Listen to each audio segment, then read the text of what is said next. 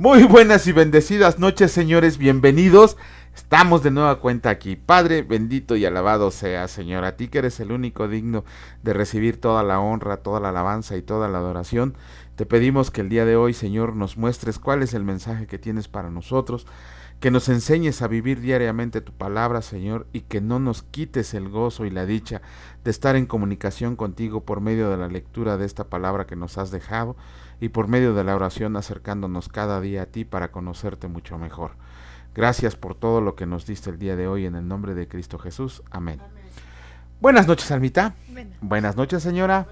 Ahora nomás tengo 2 perros. Ya estamos aquí, señores. Muchas gracias. Gracias por estar aquí. Gracias por seguir las lecturas.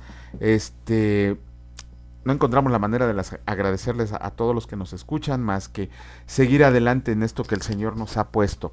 Vamos a comenzar con la lectura del día de hoy. Seguimos con el libro de Jeremías. Pero antes, ¿qué leímos el día de ayer? Bueno, ayer leímos el capítulo 3 y el capítulo 4 del libro de Jeremías. ¿Qué vimos en el capítulo 13? A grandes rasgos, Dios acusa a su pueblo de haberse prostituido no solo con otros dioses, sino con otras naciones, porque en vez de confiar en el Dios de Israel, que había hecho tantas maravillas en su pueblo, tan solo cuando leemos el Éxodo nos damos cuenta de todo lo que hizo Dios por ellos, pero aún así el pueblo de Israel, en vez de confiar en el Dios vivo y verdadero, confiaba en dioses de otros pueblos e iba y hacía alianzas con otros reinos para que los ayudaran con su poderío militar. Eso Dios les advierte por medio de Jeremías, que debido a esa prevaricación que habían hecho contra él, el castigo ya venía del norte hacia ellos. Y en el capítulo 4 vemos ¿cómo venía el castigo del norte? El castigo del norte venía porque Babilonia era la nación que iba a ser encargada de aplicar la disciplina de Dios sobre el pueblo de Israel. ¿Cómo? En forma de conquista militar. Ya. En forma de conquista militar. O sea, Babilonia, si leemos los libros de historia, nos damos cuenta que fue un imperio antes del persa y antes de los romanos, obviamente, que fueron los que conquistaron medio planeta, media Europa conocida en ese entonces. Y Babilonia iba a ser la encargada. De hecho, por ahí leímos en algún momento que Dios iba a mandar a Nabucodonosor para que... O sea, los iba a volver a someter a esclavitud. Claro. De una esclavitud que Dios ya los había librado en Egipto. Y los iba a volver a someter. De hecho, aquí en Jeremías vamos a ver por qué el Señor los manda 70 años al cautiverio. Por ahí tenemos un video de por qué el Señor decretó que eran 70 años de cautiverio de Israel. Y tal cual se cumplieron. También lo vamos a ver en Daniel. O sea, 70 años fueron de cautiverio en manos de Babilonia. En manos de Babilonia, hasta que llegó Darío el persa, que fue también... O sea, se los llevaron, ¿no? O sea... sí, se los llevaron, tal como dice la palabra, amarrados de la nariz como bueyes, amarrados de pies y manos, como esclavos. Y destruyeron el templo. No solo el templo, toda la ciudad quedó en ruinas. De hecho, el Señor, ya hemos leído en los profetas, que decía que su ciudad iba a quedar vacía. Por eso aquí dice Jeremías, ¿no? Que mi corazón me duele, mis entrañas me duelen de ver cómo quedó la ciudad. Así es, de hecho también Dios les dice que ustedes van a plantar viñas, pero ustedes no van a recoger su fruto. Porque iban a ser esclavos. Claro, iban a ser esclavos, además de que también aquí en este libro precisamente de Jeremías vamos a ver el antes de la invasión de Babilonia, durante la invasión de Babilonia y poquitos años después de la invasión de Babilonia que sufrió Jeremías. De hecho, a Jeremías le fue bien con la invasión de Babilonia. Lo trataron bien. De hecho, al final de sus 40 años de ministerio vamos a leer cómo, en vez de que el pueblo de Dios lo tratara bien, quien tuvo compasión de él fue el rey de Babilonia, uno de los capitanes del rey de Babilonia. Pero nos estamos adelantando, Almita. Okay. Ya en el capítulo 4... habíamos leído en otros, leímos en Isaías y leímos también por ahí en el capítulo 1-2 de Jeremías, que hubo un rey llamado Josías. Ese rey hizo muchas reformas religiosas, por así decirlo, en el sentido de que empezó a quitar del templo de Jerusalén los ídolos y los diosesillos que habían metido ahí. la palabra dice que no quitó los lugares altos. Ese fue una cosa que permitió que el pueblo de Israel siguiera. De hecho, el Señor dice, prostituyéndose con otros dioses. Así los compara con una mujer ramera que está sentada en el camino a la espera de clientes. Así compara a Israel el Señor. Ajá. Y de hecho, en el capítulo 4 podemos ver cómo Jeremías se atreve. Digo se atreve porque también de repente nosotros como que nos atrevemos a lanzarle preguntas a Dios, ¿no? Esperemos que no nos pase lo que a Job. Jeremías se atreve no a preguntarle, a reclamarle a Dios por qué había permitido tanta abundancia de falsos profetas. Y Jeremías dice que eran falsos profetas porque le predicaban al pueblo de Israel paz. Ajá, de no te preocupes, no va a pasar nada, no, vamos a seguir bien y todo. Pero conforme vayamos avanzando en los capítulos, de hecho, esa es una de las consecuencias del ministerio de Jeremías, ¿no? Por el cual fue apresado, entonces, metido en un cepo. Si hoy día padecemos de también de falsos maestros y de falsos apóstoles o que se autodenominan profetas, ese es el riesgo. De hecho, miren, ya que tocas ese punto, hay varias iglesias ya, sobre todo de un panameño que esperemos tenga oportunidad de arrepentirse y acercarse verdaderamente a Dios, está fundando escuelas de profetas. Escuelas de profetas. Eso es una herejía totalmente, ¿no? O sea, se pone en el lugar de Dios, escogiendo a niños para prepararlos para ser profetas, y tergiversan versículos de la Biblia para poder solventar esa herejía. Y no solo niños, conocemos personas que según son cristianas, pero que nunca leen la palabra de Dios, y si la leen no la entienden y no preguntan y no meditan o no se ponen en oración con Dios para que les dé el contexto adecuado, y se meten a estudiar para profetas. Miren, me voy a salir un poquito. La profecía ya está dada. La única profecía que nosotros necesitamos es la que está escrita en la palabra de Dios. No, yo a veces no entiendo por qué estamos tan anhelantes o tan aferrados de que nos den profecía en nuestra vida. Creo que no hemos comprendido lo que es la soberanía de Dios. Pero es una profecía que se parece, o sea, porque el Señor pues a través de la Biblia nos da su profecía. Claro. A través de lo que ya está escrito. Exactamente. Pero nosotros a veces esperamos la profecía como si fueran adivinaciones.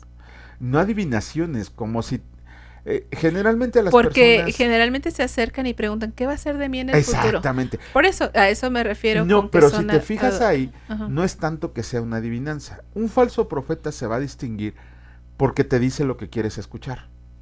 Ajá, o sea, no es tanto que alguien se acerque y te diga, Dios ha traído profecía sobre de ti y va a determinar. No, cuando uno no lee la palabra de Dios, estás anhelante de saber lo que te espera. No es tan malo. Si lees la Biblia... Pero en saber lo que te espera en cuanto a decisiones que tomar. Claro, porque al final de cuentas, lo que nos espera ya está escrito y ya lo sabemos. No, a lo que voy es, por ejemplo, creo que todos como humanos tenemos deseo de tener un empleo mejor, de tener un vehículo mejor, de tener una posición mejor. En cierto punto no está mal, pero tenemos que trabajar para conseguirlo. Pero generalmente las personas que se acercan a recibir profecía es porque quieren oír ese tipo de cosas. El de que te va a ir bien, vas a conseguir un mejor trabajo, vas a tener un carro del año. Y la gente se va bien contentita, ¿no? Ese es un falso profeta. El que agarra y te dice, y yo les profetizo que ustedes dentro de poco tiempo van a tener un hogar más grande, van a tener un mejor trabajo, van a tener un carro del año. Sí, porque Jesús dijo, en el mundo van a tener aflicción. Claro. Es más, de hecho, el profeta les va a decir, no te preocupes, vas a salir de esta enfermedad, y decreto, y declaro, y desato que tú vas a estar bien, y todo esto. ¿Quiénes son para ponerse en el lugar de Dios? O sea, si la palabra dice que cualquier enfermedad, cualquier alegría viene de Dios, Dios tiene el control en sus manos. Quita. Da y quita. Es más, nuestro mismo Señor y Salvador Jesucristo dice cuando le dijeron por qué había un ciego de nacimiento. que le dijeron, ¿quién tiene la culpa? Él o sus padres. ¿Quién Y pecó, no? exactamente, ¿quién pecó? Él o sus padres. Y Jesucristo les dice, ninguno. Es para la gloria de Es para Dios. gloria de Dios. Ujú. Ajá. Entonces, toda enfermedad, toda alegría, toda tristeza, toda felicidad viene de Dios. Dios lo ha Y al permitido. final todos los profetas apuntaban hacia alguien. Claro, claro. La apuntaban. profecía que vieron fue hacia Cristo. La profecía del Antiguo Testamento es hacia Cristo. Inclusive la de destrucción y todo lo que quieran, apunta a Jesucristo a su segunda venida. Porque al final iba a venir un redentor. Y va a venir, y va a venir. Esa es nuestra esperanza. Vino y va a volver a venir. Y va a volver. Él lo prometió y aquí lo esperamos. Si nos toca recibirlo, gloria a Dios. Si nos toca estar en las bodas del Cordero, gloria a Dios. Porque todavía hay por ahí muchos que dicen que no se van a ir al cielo. Pues qué clase de cristianos son.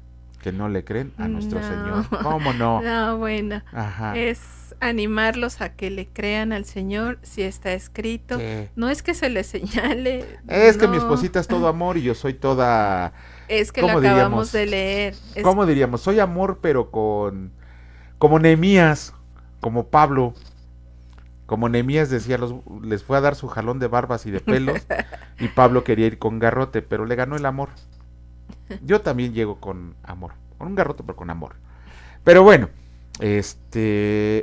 sí, por eso, regresando al comentario de Jeremías, por eso surgió lo de los falsos profetas, porque Jeremías se le ocurrió reclamarle a Dios de que por qué permitía la existencia de tantos falsos profetas que mandaban un mensaje de paz, ¿no? Y híjole, bueno, de ahí viene lo bueno para Jeremías. Pero bueno, vamos a comenzar con la lectura, Almita. Sí. Sí, ya. Bueno, dejen y guardo mi acordeón por acá.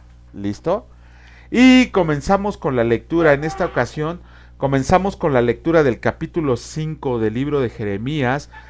Y escrito está: recorran las calles de Jerusalén y miren ahora e infórmense.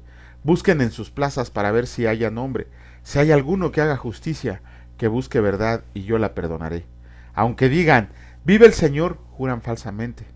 Oh Dios, ¿no miran tus ojos a la verdad? Los azotaste y no les dolió, los consumiste y no quisieron recibir corrección. Endurecieron sus rostros más que la piedra, no quisieron convertirse. Pero yo dije, ciertamente estos son pobres, han enloquecido, pues no conocen el camino del Señor, el juicio de su Dios. Iré a los grandes y les hablaré, porque ellos conocen el camino del Señor, el juicio de su Dios. Pero ellos también quebraron el yugo, rompieron las coyundas. Por tanto, el león de la selva los matará, los destruirá el lobo del desierto, el leopardo acechará sus ciudades, cualquiera que de ellas salga será arrebatado, porque sus rebeliones se han multiplicado, se han aumentado sus deslealtades.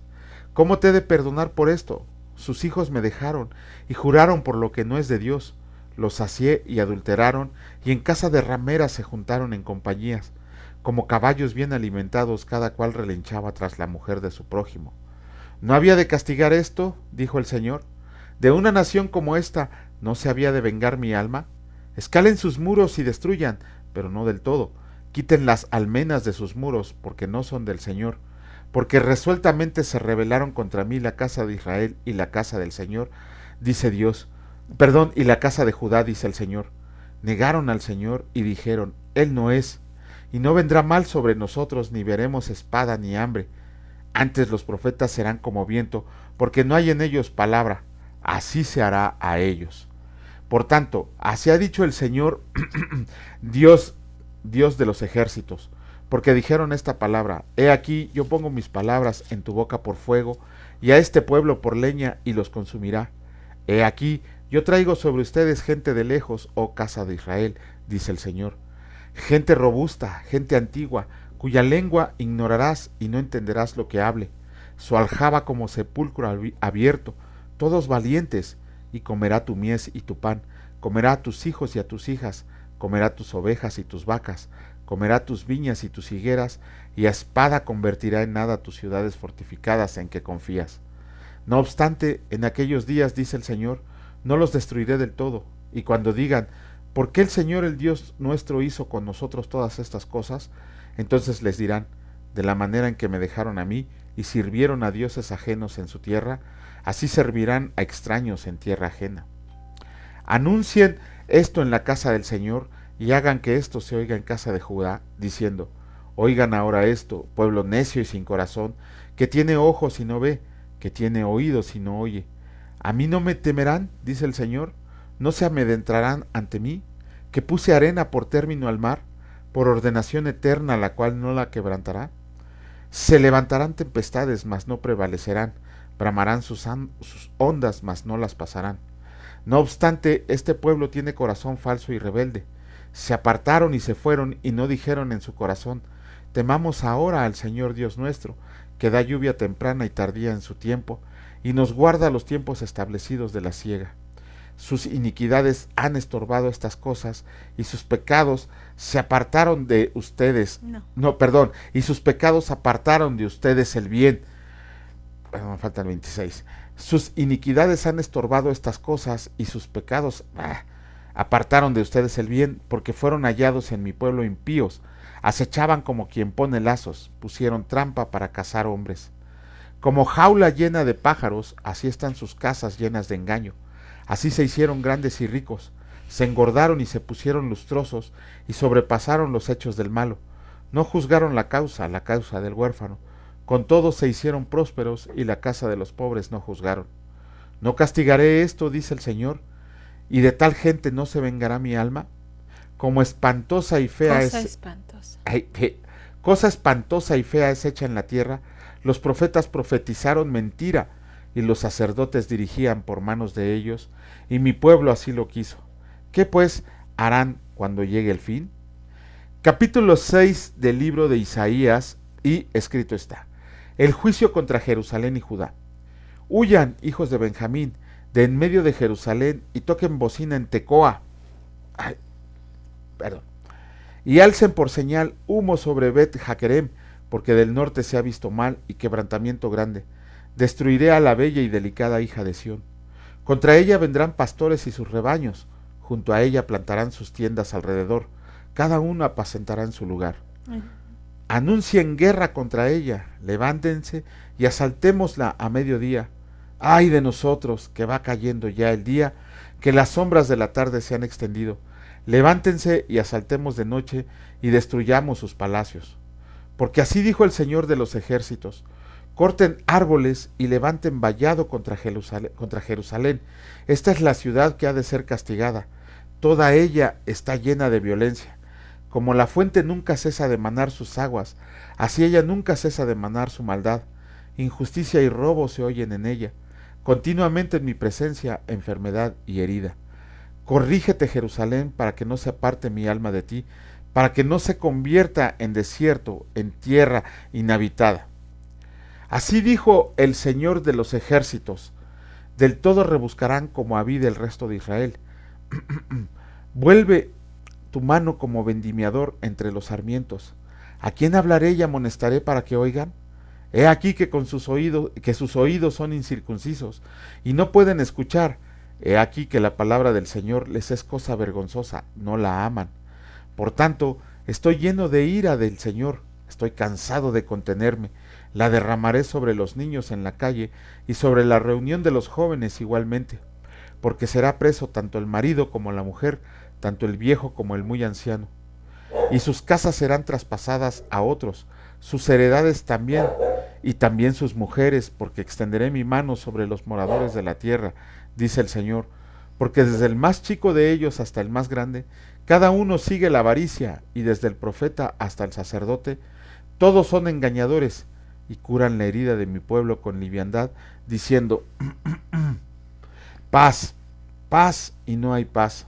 Se han avergonzado de haber hecho abominación, ciertamente no se han avergonzado, ni aún saben tener vergüenza. Por tanto, caerán entre los que caigan, cuando los castigue caerán, dice el Señor. No sé si... ya.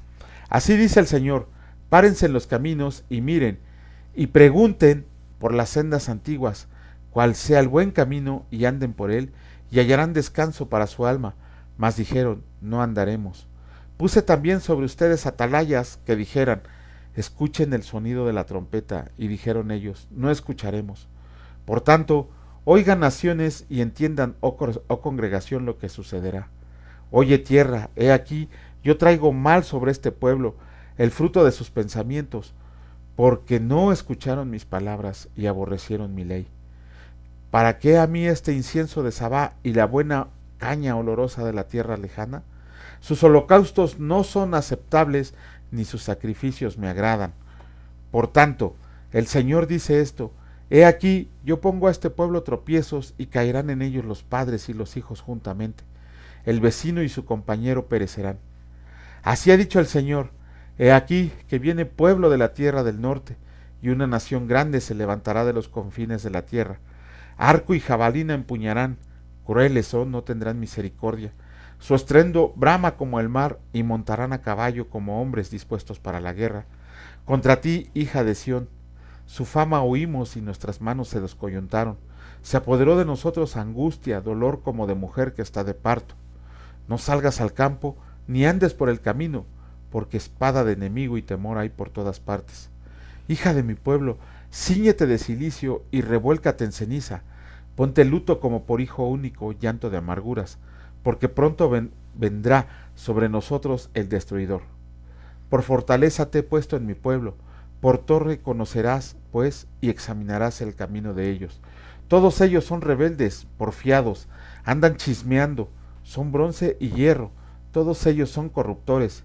Se quemó el fuelle, por el fuego se ha consumido el plomo.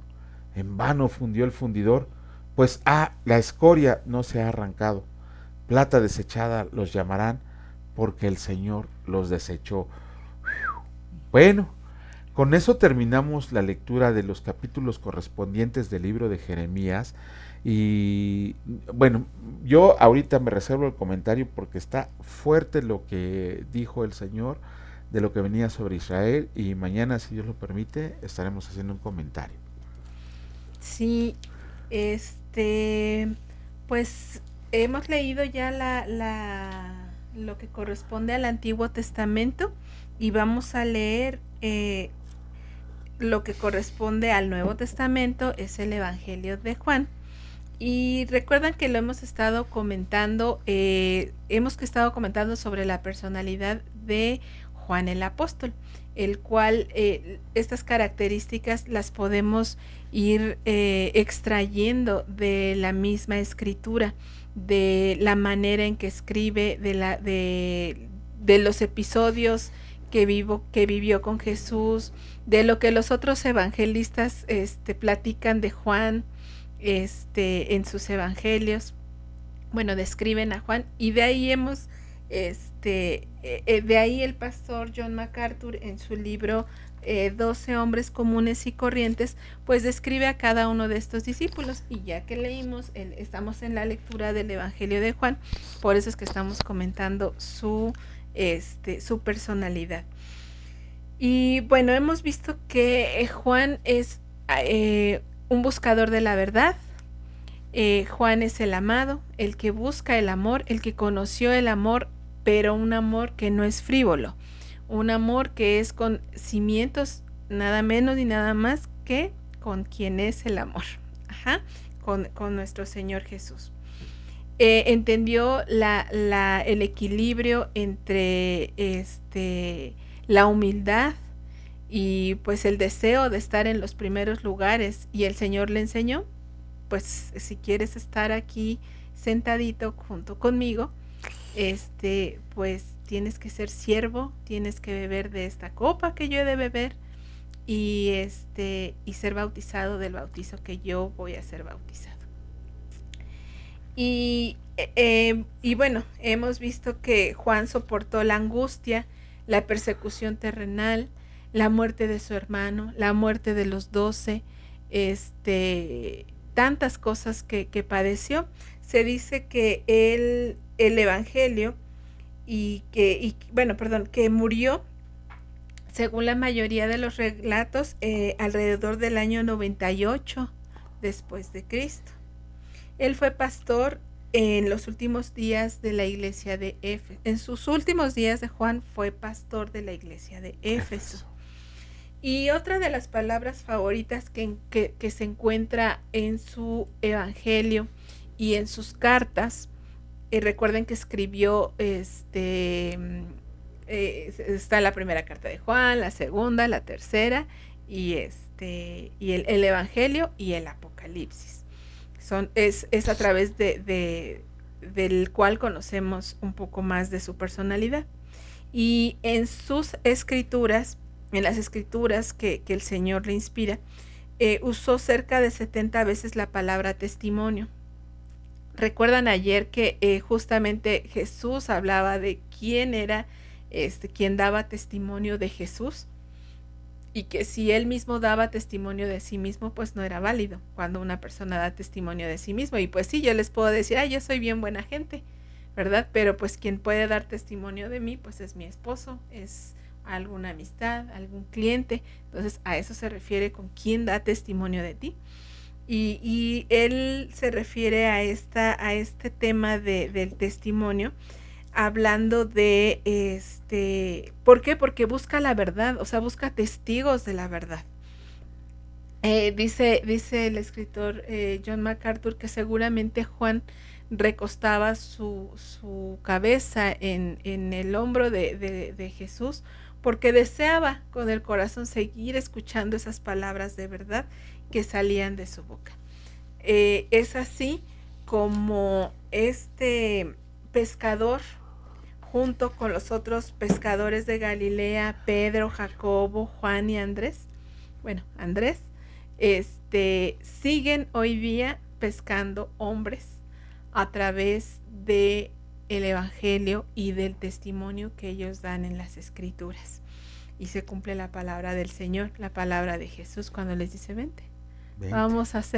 Vas a ser pescador de hombres. Y no nada más fue un pescador al que agarró, ¿verdad? Agarró a estas personas, y mediante este testimonio de ellos es como se siguen pescando hombres. Al día de hoy, cada que se escucha el Evangelio, cada que se escucha el testimonio de la palabra, pues ahí es donde ellos siguen cumpliendo su propósito a través de pues el paso del tiempo que ha soportado la Escritura. Y por eso es verdad la Escritura, porque una de las cosas por las que se considera verdad es porque ha soportado el paso del tiempo y todos los ataques y todos los ataques a través de todo el tiempo, de toda la historia después de Cristo. Exactamente. Entonces pues hasta ahí ya termina el comentario respecto a la personalidad de Juan.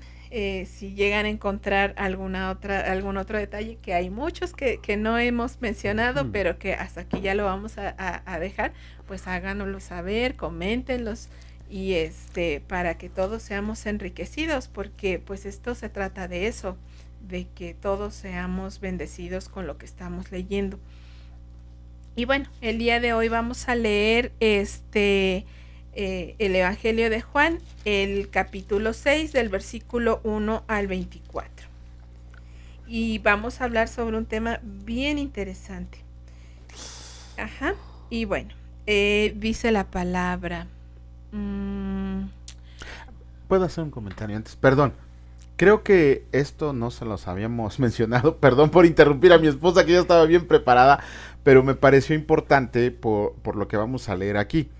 El Evangelio de Mateo, Marcos y Lucas se le dice que son evangelios sinópticos porque comparten mucha información entre ellos. Prácticamente el 90-93% de esos tres evangelios es idéntico, pero cambia el sentido de narración. Cada autor tenía una forma de narrar. Pero el Evangelio de Juan es diferente porque el 90% del Evangelio de Juan es diferente a los otros tres evangelios. ¿Por qué viene al caso este comentario? Porque hoy vamos a leer, como dice mi esposa, algo muy interesante, que es la alimentación de los 5,000. Y esta es una de las pocas cosas que comparte con los otros tres evangelios. Esto, y lo que siempre recordamos, la negación de Pedro está en los 4 evangelios. Ahora sí, Almita, disculpe usted, comenzamos la lectura.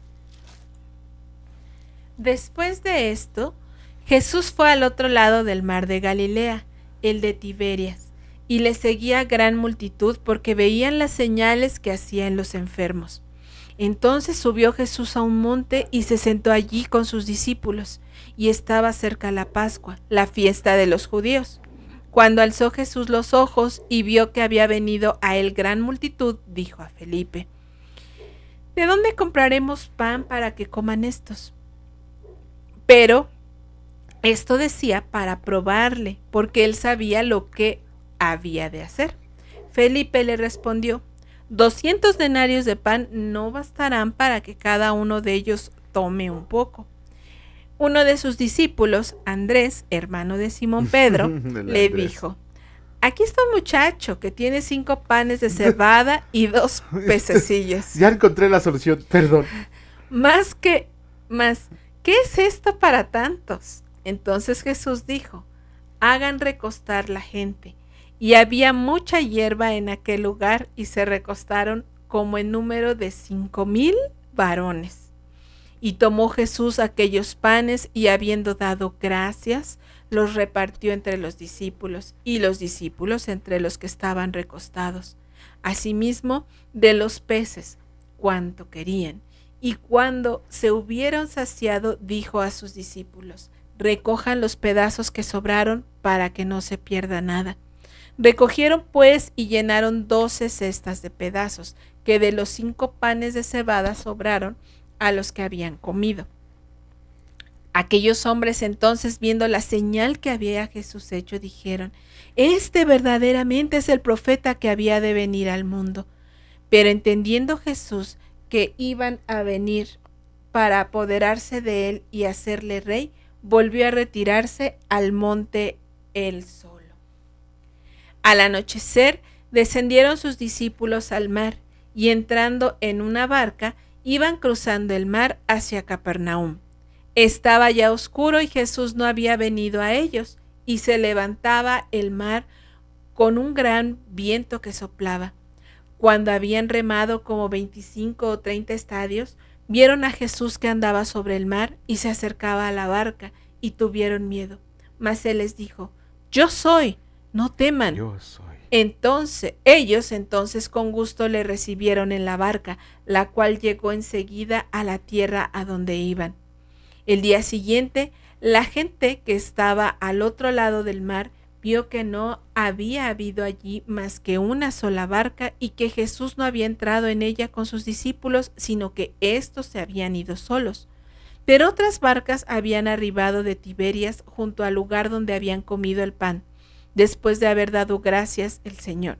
Cuando vio pues la gente que Jesús no estaba allí, ni sus discípulos, entraron en las barcas y fueron a Capernaum buscando a Jesús. Es interesante este último detalle, ¿eh? ¿Por qué describir ese detalle de que se quedó gente ahí buscando a Jesús? Ajá. Con el número de barcas y todo. Estos detalles en la escritura, ¿quién puede dar detalles de algo que pasa? Pues alguien que es testigo de lo que pasó. Exacto. Alguien que vio, alguien que estuvo ahí, alguien que lo vivió, alguien que estuvo al pendiente. Por eso es que estos detalles enriquecen tanto el Evangelio, porque con base en estos detalles puedes decir: sí, cierto, sí lo vio, pues dio testimonio de lo que vio y da detalles de lo que vio y vivió, exactamente. Uh-huh. Entonces, por eso es que esto es cuando vemos así de que se recostaron en la hierba, que la gente se quedó buscando a Jesús, pues porque lo vieron, ¿no? Solo así se pudiera dar testimonio de la escritura. Uh-huh. Bueno, hasta aquí ya se acabó. Dios mediante, el día de mañana continuamos con nuestra lectura. Bueno, aprovechando, ya que mi esposa mencionó que en el libro de 12 hombres comunes y corrientes pueden encontrar la vida de los 12 discípulos con fuentes bíblicas y extrabíblicas, me parece interesante que Andrés es un apóstol que no es muy mencionado, pero es un apóstol a final de cuentas. Y John MacArthur en su libro menciona que Andrés era el evangelista del grupo. ¿Por qué? Porque siempre le estaba llevando gente a Jesús. Siempre le estaba llevando gente a Jesús. O la gente se acercaba a él, ¿no? O la gente se acercaba a Andrés para que los llevara a Jesús. Y si se acercaba a él, ¿cómo te imaginas que era? ¿Quién? ¿Andrés? Ajá. ¿Cómo se acercaba a Jesús? Pues era una persona que inspiraba confianza, ¿no? Sí. Como para que la gente se acercara a él. O alguien así, a ver, háganse un lado, Ajá. que voy a entrar a llevarle personas. Miren, como sea, no es comercial, no es nada, pero inviertan un poquito, cómprense el libro, lo pueden, inclusive está ya en virtual, lo pueden comprar en virtual y leerlo en su celular, leerlo en la computadora, o cómprenlo físico. A mi esposa le encantan los libros físicos, yo me voy más a lo electrónico, por la vista de los dos, ¿no? Pero me parece muy interesante el detalle de que Jesús, ¿a quién le dijo? A Felipe, al analítico del grupo, ¿no? Le dijo, pues, ¿cómo les vamos a dar de comer a tantos? Y Andrés no razonó o no pensó o no, sino que le dijo al Señor Jesús, yo tengo la solución. Aquí viene un muchacho con 5 panes y 2 pescados. Y así como que todos los apóstoles se han de haber quedado así que, ¿qué onda? Ay, ¿No? Ay, sí, como no. Ajá. Y Jesús hasta haber dicho, estos que confían en mí son los que andan bien fuertes en todo. Pero bueno, como dice mi esposa, desafortunadamente terminamos la lectura y los comentarios del día de hoy. Mañana, si Dios lo permite, estaremos haciendo un poco más de comentarios, pero sobre todo leyendo la palabra de Dios. Padre, bendito seas por permitirnos este tiempo concentrados en tu lectura, Señor, estar atentos a lo que tú tienes para nosotros, ese gran amor que has derramado sobre nosotros, lo plasmaste en tu palabra, y sabemos que tu palabra es verdad, Señor, que nos las has dejado para que podamos enriquecer nuestro espíritu, caminar en santidad, pero sobre todo conocerte para llegar a tu presencia. Te agradecemos, Señor, por las bendiciones del día de hoy, por tu provisión, por tu cuidado, por tu misericordia, Señor, y para que el día de mañana nos levantes aún con más fuerza, con ganas de servirte y con ganas de seguir aprendiendo de ti. Que así sea. Bendito seas por siempre y para siempre. Amén. Que Dios los bendiga, señores, y si Dios lo permite, nos vemos el día de mañana. Bueno, ya despiértense. Cuídense mucho. Hasta luego.